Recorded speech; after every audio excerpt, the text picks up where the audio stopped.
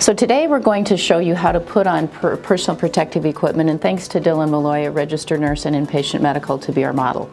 He's going to model going into a room of caring for someone with suspected or confirmed COVID-19. First thing Dylan's going to be doing is cleaning and disinfecting his hands. So you'll notice he's putting adequate amount of alcohol-based sanitizer.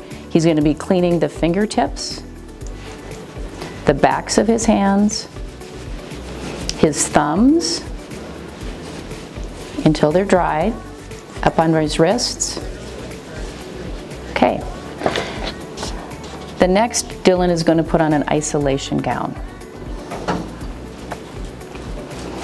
And you'll notice when he puts it on, we have that can go over the head, and we have thumb holes in our sleeves, and we're going to tie the gown behind us, not in the front.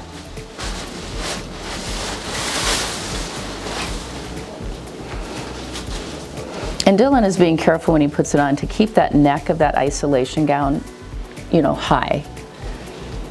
And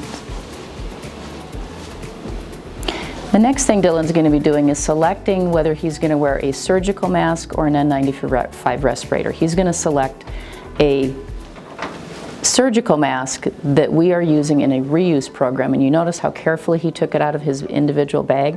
He's handling it by the strings very carefully because he knows the front of that mask is considered contaminated. And did you notice he hit that over the bridge of his nose? So that is correct. He's going to now, because he touched that front of that mask contaminated, he's going to clean his hands again. Really careful with our hands when they're up by our face so we don't contaminate ourselves. After he cleans his hands again with the attention that he has, he's going to pick out a face shield because he goes into this room in an airborne contact plus eye protection.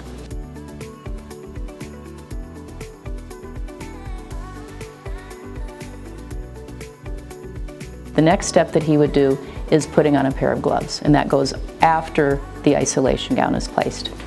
We've got our thumb holes on our isolation, and he's got the cuffs making sure that they're coming over the isolation gown.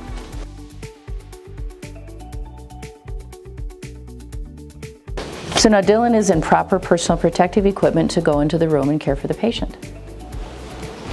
And he would put his name on that entrance log to make sure that we keep track of who's entering and exiting the room. If Dylan's working with this patient all day, he just puts his name on it once. Now Dylan is going to model the proper way to exit a patient room and removing personal protective equipment in the proper sequence. Inside the room, we have the checklist again that reminds people of the sequence of how to remove personal protective equipment. That is just a reminder for humans who we get distracted and forget, so we want to keep you safe. Before exiting the room, Dylan is first going to remove his gowns and gloves by first grasping the fronts or sides of the isolation gown, pulling off the shoulders, and then taking his gloves off with his isolation gown. Next step Dylan is going to be, before he leaves, he's going to disinfect his hands with an alcohol-based hand rub.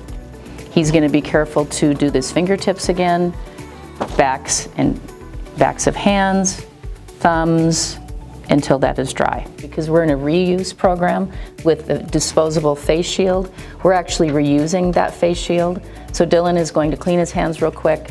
He's going to put his gloves on his hands, get a disinfectant wipe before he takes his face shield off that we're disinfecting and reusing.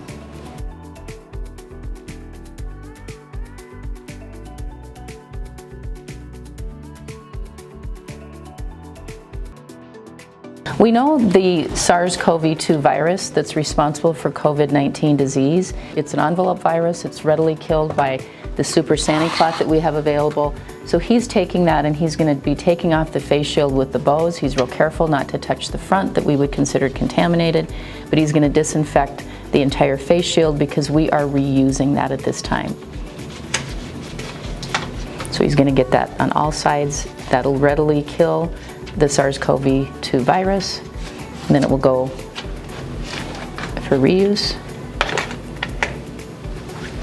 He's going to remove his gloves again. He's going to disinfect one more time. We want clean hands. His next step is he's going to be removing his reusable surgical mask. We want to assume the surgical mask is contaminated, the front of it is, and so he's only going to handle the surgical mask by the strings. Good technique. And then he's going to drop it, keeping into the paper bag that's breathable. He's going to then end by disinfecting his hands again, using fingertips, backs of hands, thumbs, and wrists.